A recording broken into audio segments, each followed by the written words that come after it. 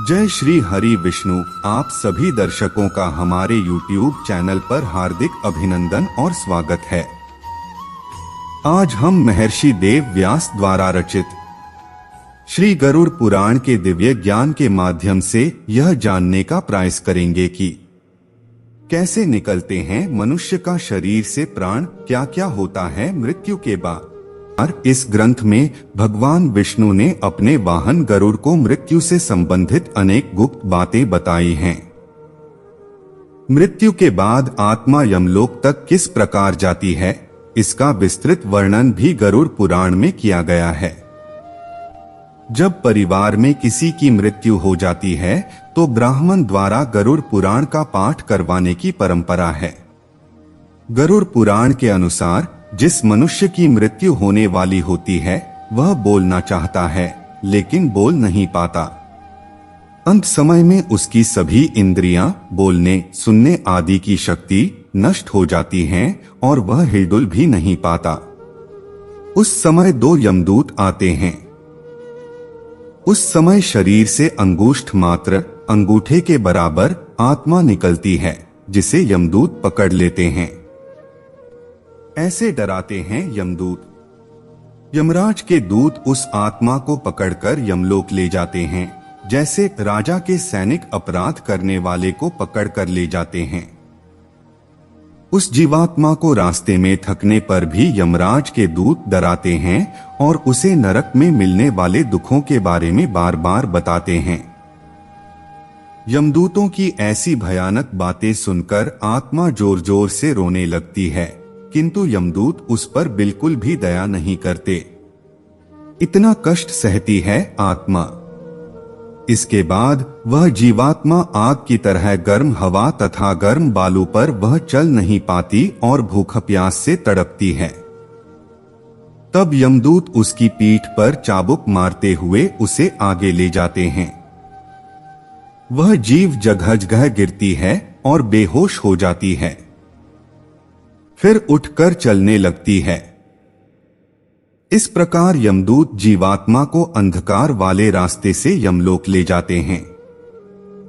इतनी दूर है यमलोक। गरुड़ पुराण के अनुसार यमलोक 99,000 योजन वैदिक काल की लंबाई मापने की इकाई है।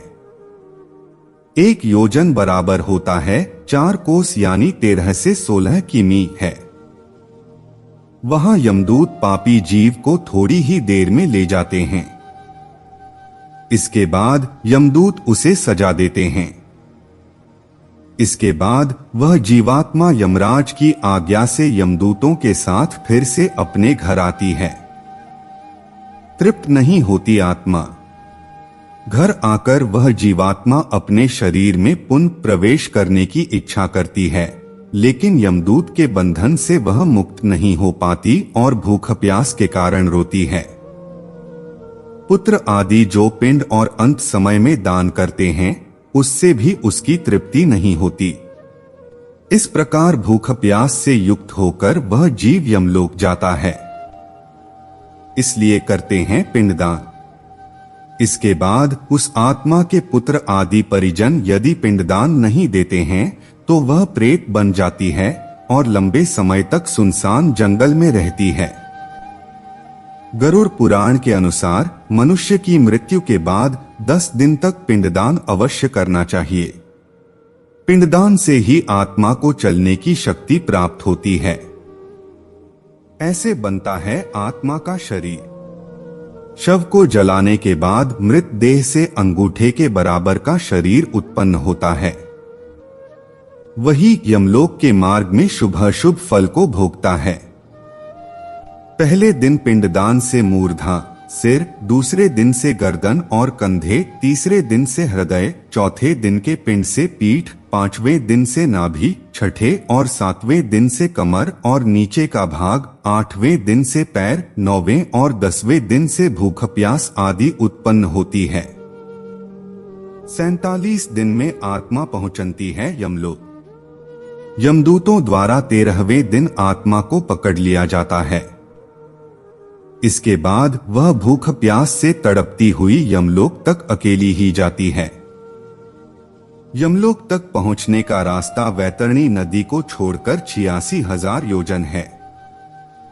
47 दिन लगातार चलकर आत्मा यमलोक पहुंचती है। इस प्रकार मार्ग में 16 पुरियों को पार कर जीव यमराज के पास पहुंचता है। तो यह थी गरुड़ पुराण में कैसे निकलते हैं मनुष्य का शरीर से प्राण, क्या क्या होता है मृत्यु के बाद के बारे में छोटी सी जानकारी। हम आशा करते हैं कि आपको यह जानकारी अच्छी लगी होगी। अगर अच्छी लगी तो वीडियो को एक लाइक कर दीजिए और हमारे चैनल को सब्सक्राइब करें। धन्यवाद।